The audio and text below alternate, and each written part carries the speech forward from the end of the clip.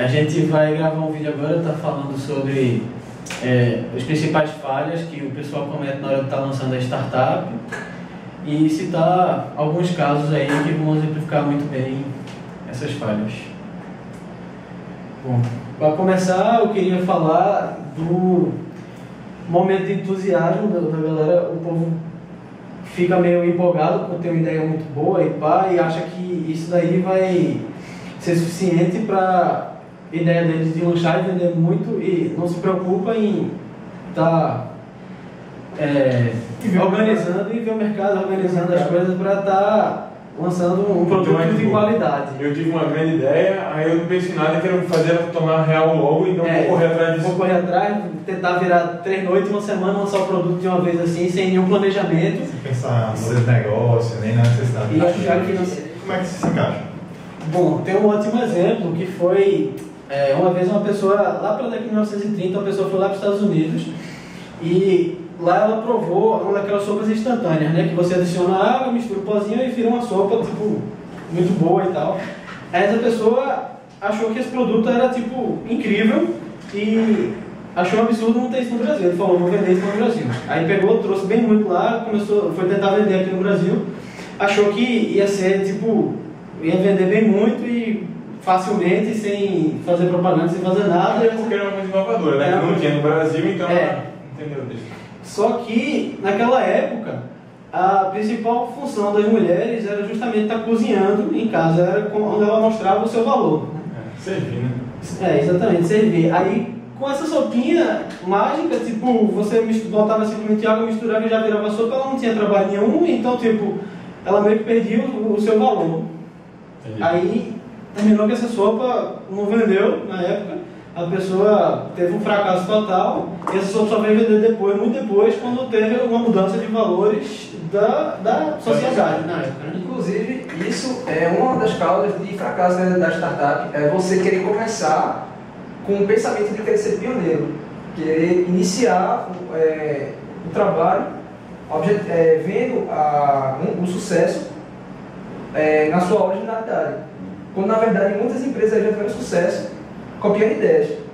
Por exemplo, a Peixe Urbano copiou a Groupon, não tem no Brasil, no caso, saiu de venda coletiva e tiveram sucesso. Outro caso foi o Buscapé, copiou também, empresa de fora. Eu diria até a própria Apple, né? Até a própria Apple, muitas vezes ela pega, dá uma maquiagem, vê o que o mercado quer e passa na hora certa aquele produto. Às vezes é só adequar mais essa ideia à necessidade do cliente. Exatamente. Isso entra num terceiro ponto, que é aquele ponto de estudar o mercado. Não adianta nada. Antigamente, poucas pessoas tinham grandes ideias. E quando elas tinham essa grande ideia, eles chegavam e diziam, então vamos botar essa ideia logo no mercado, vamos fazer elas acontecerem e tal. Sendo que, aí quando eles acabavam o produto, eles iam ao mercado para tentar vender, os caras diziam, pô, essa ideia é massa, é brilhante. Sendo que isso não se encaixa. Então é fundamental que você estude o mercado, você sabe o que está acontecendo. Isso aconteceu na sopa de saquinho, por exemplo, que a mulher chegou, quando chegou no Brasil não tinha estudado o mercado direito, acreditava que ia ser uma coisa inovadora por ser pioneira, como você mesmo disse, mas no final das contas o mercado não estava aberto para isso naquele momento. Justamente, o mercado é totalmente diferente do que era lá nos Estados Unidos. Isso é um dos erros graves, né? E outro problema também que pode existir, principalmente aqui no Brasil, muitas pessoas têm medo de começar um negócio, ao contrário da cultura do Vale do Silício, né? Que você não tem medo de errar, você vai lá, tenta fazer todo o esforço, se não der certo, vai partir para outro negócio. E eles veem o fracasso como experiência, não veem como uma derrota, que aqui o brasileiro tem essa No ideia. final, muitos investidores chegam a preferir gente que veio de fracasso, que já tem mais experiência com empreendedorismo. Não só os investidores, como também a pessoa, na hora de procurar uma sociedade, ela busca também estar se afiliando a pessoas que já tentaram algumas vezes e já tiveram alguns fracassos. Tem gente até que dá uma aula, no caso uma palestra de motivação, essas coisas assim, que eles falam justamente quais foram os problemas que eles enfrentaram, o que é que levaram o fracasso deles, e tenta ensinar isso a outras pessoas que estão iniciando startup para ensinar tipo, o que não fazer na sua startup, né? Certa vez eu até escutei que para uma pessoa ter sucesso pleno em alguma coisa, ela tem que ter fracassado pelo menos 3 vezes antes. Eu acho que o fracasso é um dos maiores motivos de aprendizado, né? Então, hoje em dia nem se requer tanto uma ideia brilhante. Ideias brilhantes estão aí aos montes, todo mundo tem muitas ideias muito boas. Então, hoje em dia, um dos critérios de avaliação é a tua equipe, né? Não é só o quanto ela fracassou, mas é também você ter uma equipe que se complete várias funções. Então, você ter uma sociedade correta é uma coisa muito boa. Você saber encaixar a tua equipe, montar ela. É sempre bom quando você for escolher, ao montar uma startup, procurar um membro que seja melhor que você em alguma coisa. Nunca procure alguém que seja igual ou pior que você. Sempre queira pessoas que sejam melhor do que você. Porque aí você vai montar uma equipe forte. Então você, por exemplo, tem até um caso que eu lembro, que é o do detergente. Tu até estava falando para mim, como é que é mais ou menos ele? Ele é o caso de uma pessoa que é específica numa área, né? Como é? Isso. O cara... Ele tinha um colega que ele desenvolvia produtos químicos. E, no caso, ele estava pesquisando um produto químico, descobriu uma fórmula nova que simplesmente tirava o cheiro das coisas. Qualquer superfície que tivesse em odor, ele borrifasse o produto químico que ele inventou, tirava totalmente o cheiro, destruía a partir do odor. Com isso, ele pensou, poxa, vou ficar rico com essa ideia, mas vou iniciar meu plano de negócio para conhecidos, por uma visão muito limitada inicialmente. Até porque ele foi pioneiro, né? Então, por ele ser pioneiro, ele acreditava que ele ia ficar muito rico. Ele também foi no entusiasmo. Aquele que a gente citou, né? Isso. Chegou e foi no conhecido. No caso, ele foi uma moça que convivia com 9 gatos. E essa moça, ela reclamava muito que ela não tinha vida social por conta do mau cheiro, que ela ficava impregnada. Por mais que ela tomasse banho, que ela usasse qualquer tipo de produto, ela ficava impregnada com o cheiro. E aí as pessoas se afastavam dela. Eles deram amostra grátis a ela, depois de uma semana foram lá visitá-la. Quando chegaram, ela estava lá em lágrimas, agradecendo, dizendo que o produto mudou a vida dela. Aí o empreendedor pensou, poxa, vou ficar rico com essa ideia. Com certeza vou ficar rico. Começou a lançar campanha, botou outdoors, pagava no supermercado para fazer aquelas montanhas de produto lá e deixou. Depois de um mês, quando foi ver o caixa, ele estava no vermelho mesmo. E ele, poxa, o que houve? Não, vamos esperar, isso aí é o mercado se adaptando. Quando for e conhecer o produto, vamos divulgar mais. No segundo mês, pior. No terceiro, está totalmente quebrado. Aí ele, poxa, o que houve? Vamos contratar os pesquisadores para ver o que houve. E foram ver, estudar a razão e descobriram que a razão da falha foi que as pessoas não criaram o hábito de usar o produto deles. Simplesmente porque as pessoas que iriam usar esse produto, ou seja, as pessoas que queriam tirar o odor, elas não sentiam o próprio odor. A característica que se tem no ser humano é ele se adaptar ao cheiro. Ele fica tolerante. Então as pessoas não criaram o hábito de utilizar o produto para tirar cheiro. Não achavam que não tinha necessidade.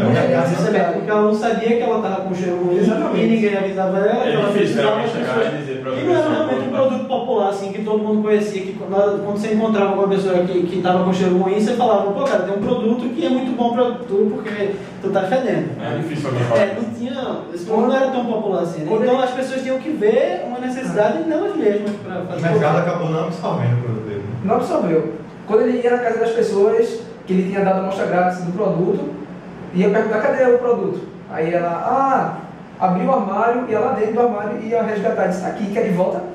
Ele, poxa, realmente, se você não tem necessidade de usar esse produto, né? E a pessoa admitia, não tenho. O que é que a sacada deles, depois, foi criar uma necessidade das pessoas de utilizar o produto. Qual foi a necessidade? Eles descobriram que as pessoas associam limpeza com bom cheiro. Tem as pessoas... É uma relação. As pessoas... Você se sente limpo quando você está cheiroso. Então, a partir desse princípio, como não tinha cheiro nenhum, eles ficavam sem cheiro nenhum, e não trazia a sensação de eles estarem mais limpos, né? Isso. Aí uma vez que iniciou-se esse processo de limpeza associada com o bom cheiro, as pessoas começaram a criar o hábito de usar. Foi aí que eles começaram a ter sucesso. Quando criaram o hábito, as pessoas disso.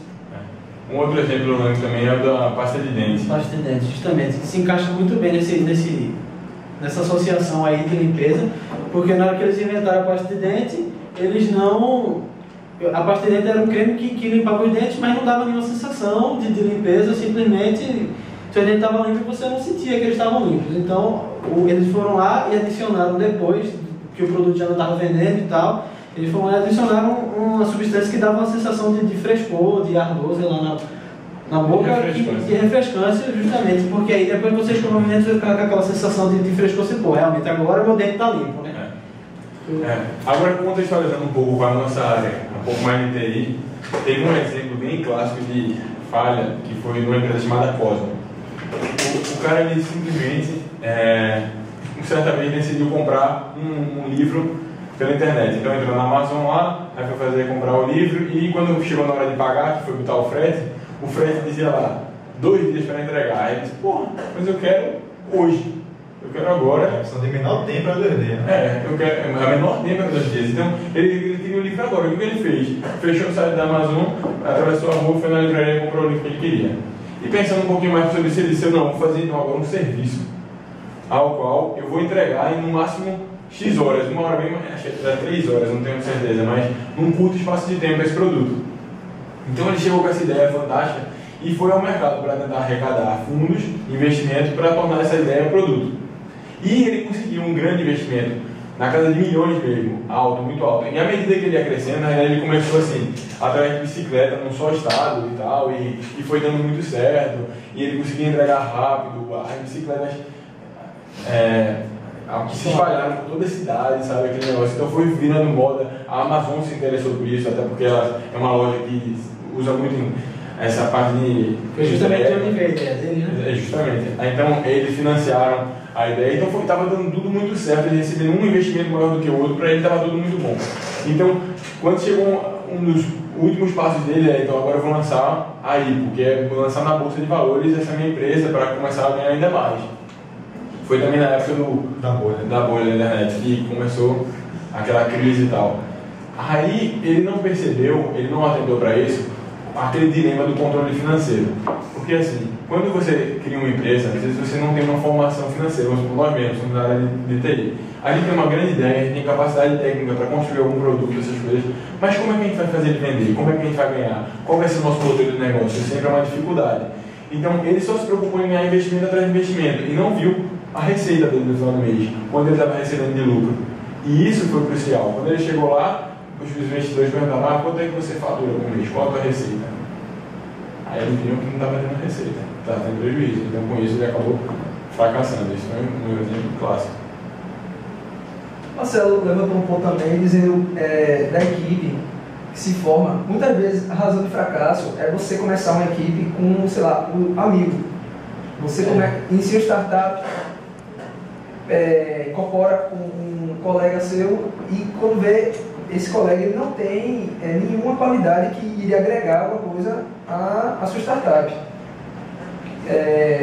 Inclusive, a Renata estava falando que existem empreendedores que vão aceitar investir na empresa, não só pelo produto, mas em grande parte também pela equipe, não é isso? Com certeza. É muito complicado esse negócio de equipe. Por sinal, na disciplina, mostrou a empresa do Works, que inicialmente era composta por 3 amigos, e um dos grandes problemas da empresa foi justamente a mistura da relação pessoal com o profissional desses 3 integrantes. No começo, um integrante já se debandou do grupo e já meio que criou um problema, né, de dividir a empresa. Ele ser recompensado pelo que ele criou no começo. Aí, depois disso, além de todos os problemas de desenvolvimento do produto, criou um choque entre as atividades dos 2 sócios que sobraram. Eles estavam meio que dividindo a mesma tarefa, o que criou um clima meio ruim entre os 2 e acabou que teve que se separar também. No final das contas, só ficou apenas um dos 3 integrantes da empresa. E no meio desse processo todo, mais todos os problemas, a empresa Houve um desgaste da relação pessoal e, além disso, teve outros problemas também. Concorrência. Em relação à concorrência, que eles acabaram demorando demais para lançar o produto. Até imagina o seguinte, velho. tu tem uma empresa a qual a equipe é bem formada. Esses problemas não desgastam tanto ela, então o produto vai sair mais rápido, as coisas vão andar melhor. Na empresa dessa do GovWorks mesmo, todos os problemas internos, pessoais que ainda não influenciam diretamente na tua coisa profissional. Então, daí a importância de você saber dividir as coisas, você montar uma equipe forte para isso. Né? Então, a concorrência que não tinha tantos desses problemas conseguiu evoluir muito mais rápido do que a própria GovWorks. Né? Esse negócio que tu está falando, como é de lançar um produto rápido.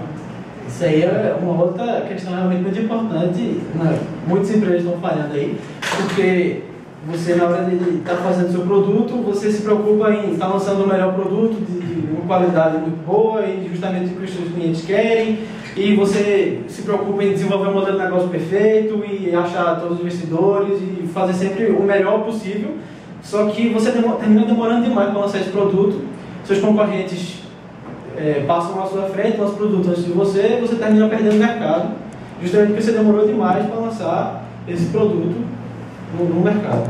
Isso. Uma alternativa, né, a isso é o MVP, né? Que é você pegar o escopo do seu projeto e diminuir bastante para conseguir lançar o mínimo produto viável. Assim que vai ter a aceitação do mercado. Você lança um produto ao qual você vê que o mercado, você encontra um grupo de clientes que ele está disponível a pagar para você pela tua ideia de produto final. E você usa esses clientes até como cobaias para ir validando esse teu produto. Isso tem até, hoje em dia, né, como esse negócio que não estava falando antigamente, as pessoas tinham ideia, botavam esse produto e tentavam vender depois do produto. E viam que o mercado não aceitava. Hoje em dia, para resolver isso, existe um índice que é até assustador, que 90% das startups falham. Imagina que índice gigante. Então, hoje em dia, cada vez mais investe-se em metodologias para uma startup, para uma ideia, ela se tornar um produto. Pesquisa, né? Essa virou uma área de pesquisa mesmo. A galera está começando a desenvolver justamente metodologias. Está pesquisando. Tem muito livro, Running Lean, 4 Steps of Epifania, que é do Eric Ries.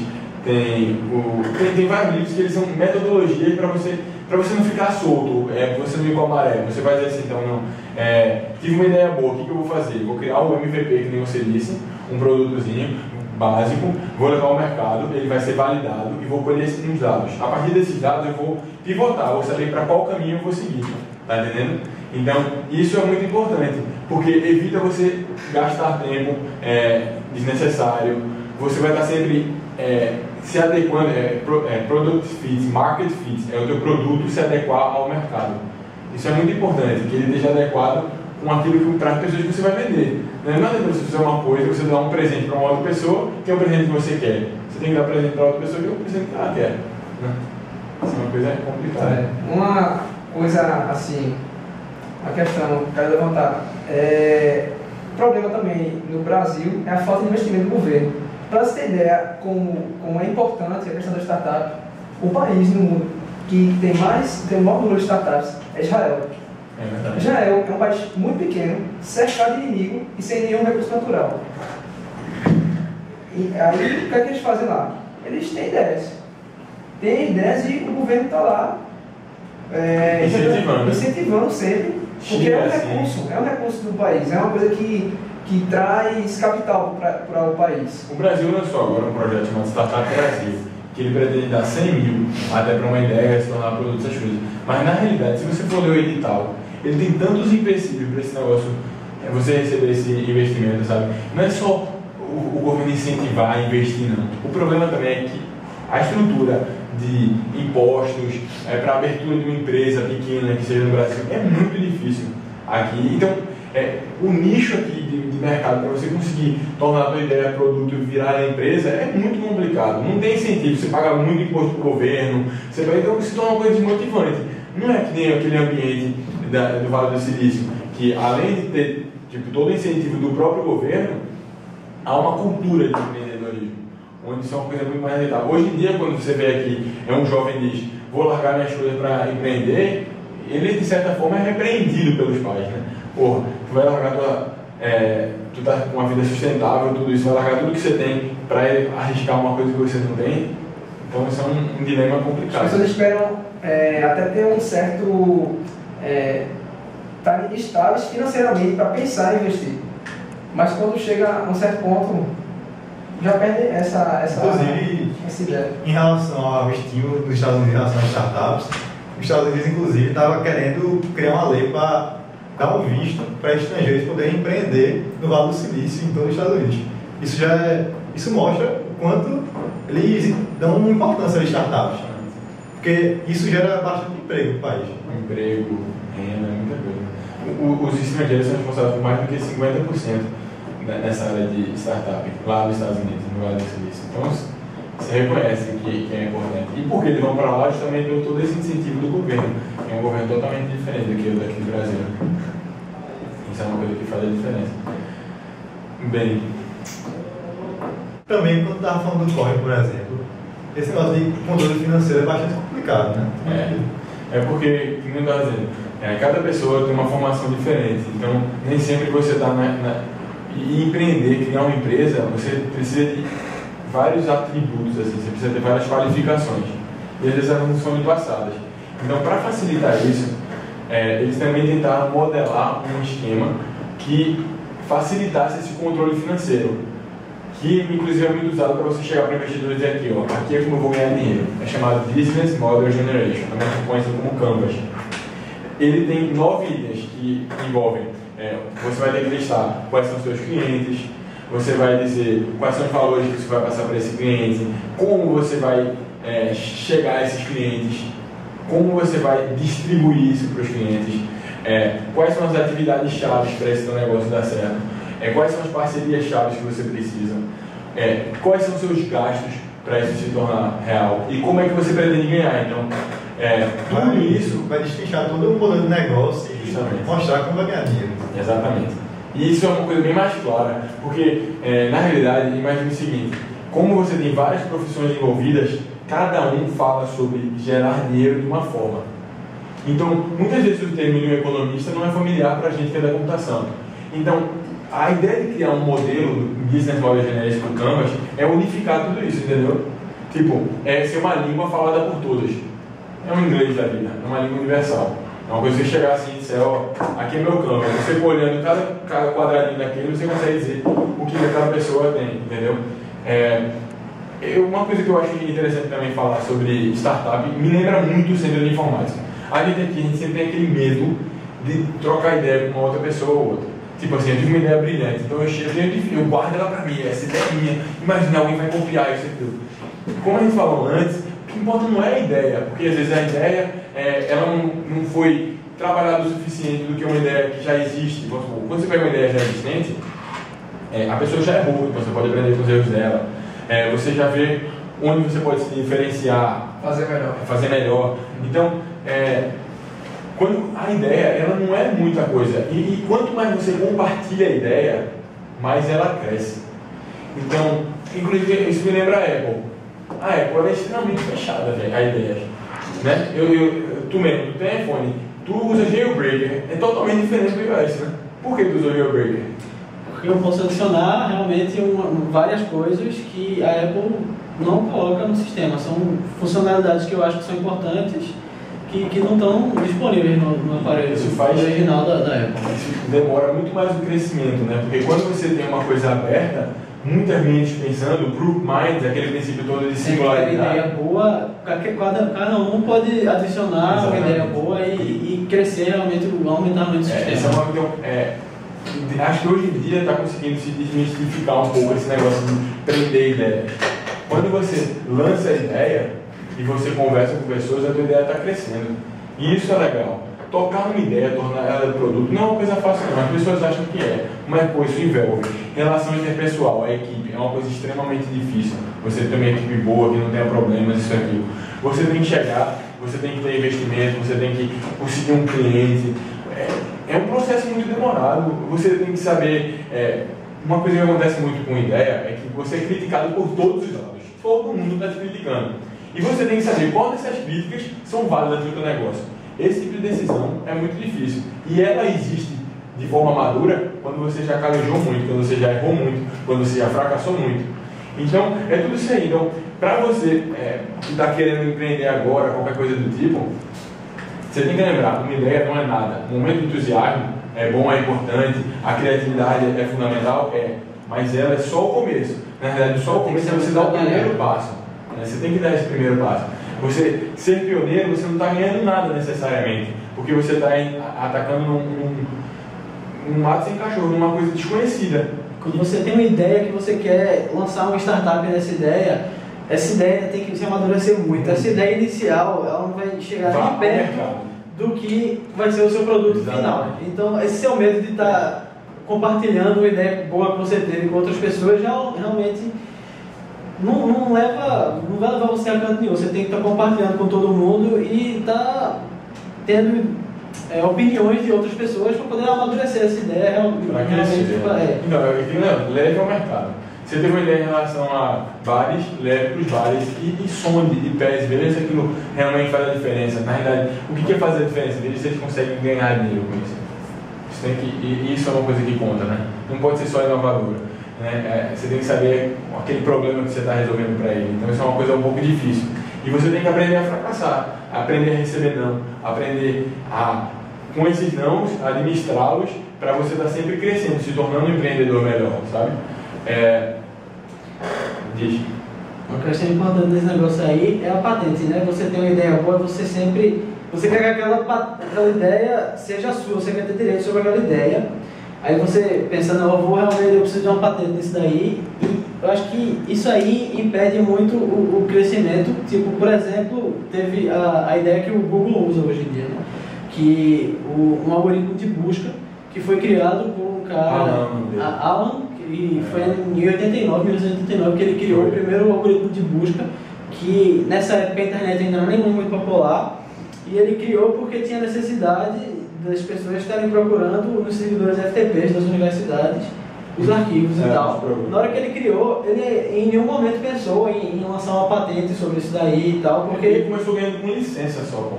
Não existia um mercado ainda na internet, né? Ele começou ganhando com licença, ele não criou patente nenhuma.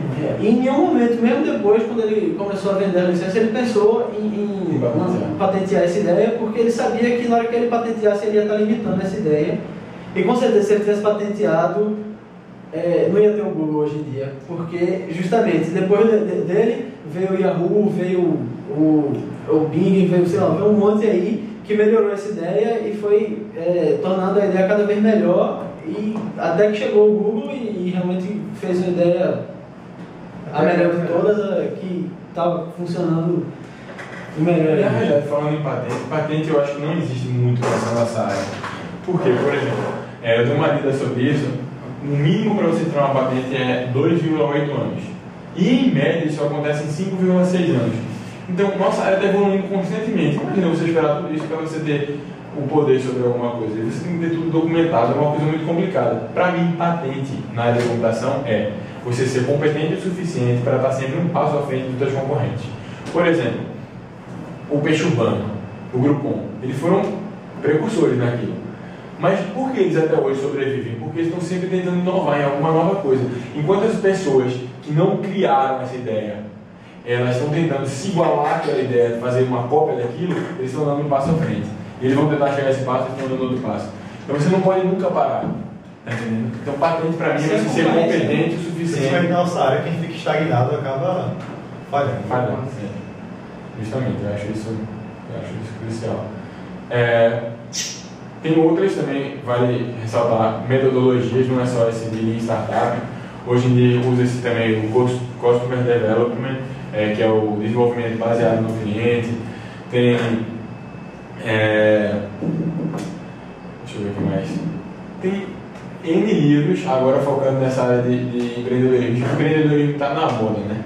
Tem aquele negócio. Eu acho que fica bem parecido com o que aconteceu com engenharia de software, né? Tipo, virou uma área de pesquisa, virou moda, agora todo mundo está querendo pesquisar sobre isso, todo mundo quer participar e tal. E realmente está gerando uma documentação muito boa, né? Porque hoje em dia a gente tem uma documentação muito boa de engenharia de software, mas foi justamente o povo começou a fazer software, não, bora desenvolver as metodologias aqui para estar desenvolvendo o negócio direito, que funciona e tal.